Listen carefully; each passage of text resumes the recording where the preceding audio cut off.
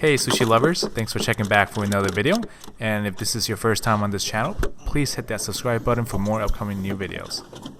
So a couple of weeks ago, I got myself some porgies out of the Gulf. These guys are some of the best eating fish. The meat is white, almost like a hogfish, and that's probably because they also feed heavily on shellfish. My theory is that any fish that eats mostly on crustaceans are destined to be delicious. Personally, I think porgies taste better than some of the other snappers like lane or beeliners. You can fry it, bake it, steam it, or eat it raw. It doesn't really matter, this fish is good anyway. So if you've never seen what really fresh fish looks like, this is it. This fish was less than 24 hours old and is the perfect example to showcase. The eyes should be clear like this, and the meat should be firm and bounces back when it's pressed. And the gills should be deep red like the color of blood.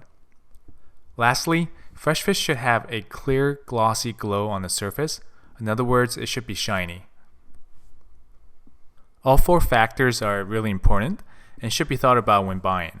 But to me, having a shiny skin is almost always a guarantee that it's a fresh fish. Sometimes checking the eyes and the gills aren't always a sure bet, and that's because it depends on how the fish was handled by the supplier. Alright, for this fish, I'm going to scale it. And some people think it's a waste of time. I say they probably just never made sushi from a whole fish before. I mean, you can certainly skip this part and just wash your fillet in water after you're done filleting it, but that'll ruin the color and offset the taste a bit. Find out for yourself. I mean, just keep in mind that a skilled sushi chef will almost never rinse the meat in water, especially if it's going to be served for sushi. So to remove the head, score both sides of the head behind the fin, and then cut on the bottom and be really careful not to cut inside the belly. If you're not comfortable cutting it this way, it's fine. Cut it flat on the board, but I find I'm less likely to cut into the guts because gravity is pulling it down, and since I'm not rinsing this, I don't want to cut into the stomach and ruin the meat.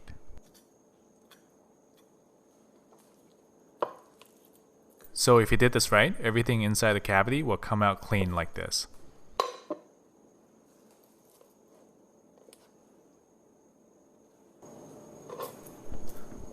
So once the head is removed, it'll be much easier to fillet.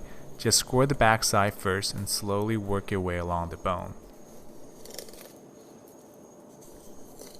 So if I had a few people ask me what knives I use in my videos, I use a few different ones, but I would say 90% of the time I'm using a Japanese style knife called a deba.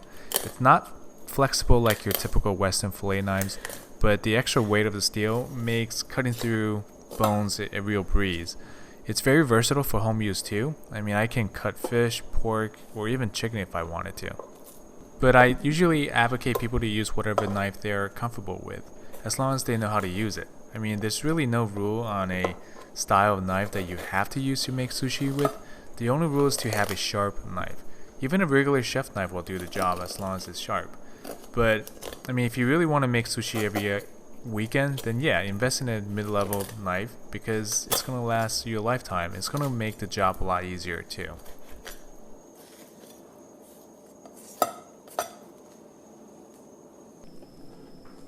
So depending on the type of fish you're working with, you can eat it with the skin on or off. For this one, I'm going to make the nigiri sushi without the skin, and I'm going to sear the skin for the sashimi part.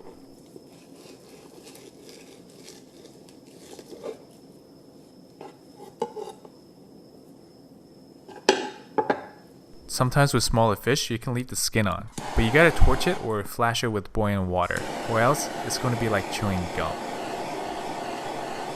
The trick is to torch it before you fillet it so the meat doesn't roll up. Here's what happens.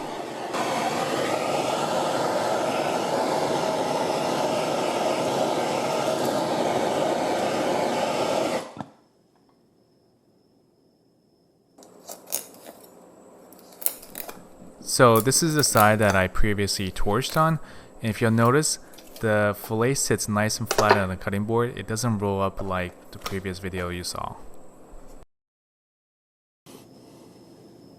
Alright guys, I'm going to stop talking and let the rest of the video play out.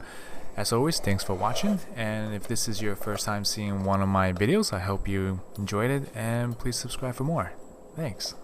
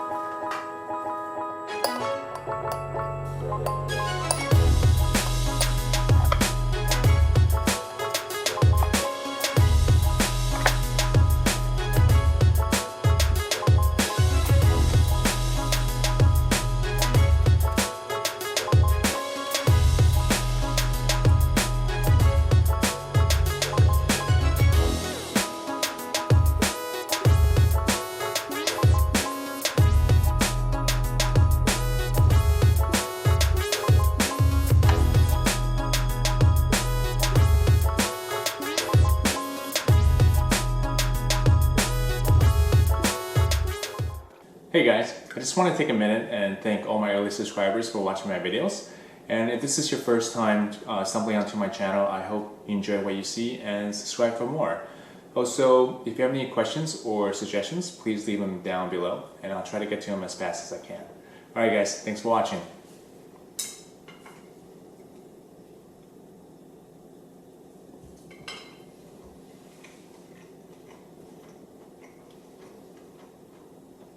Yeah, that's pretty good.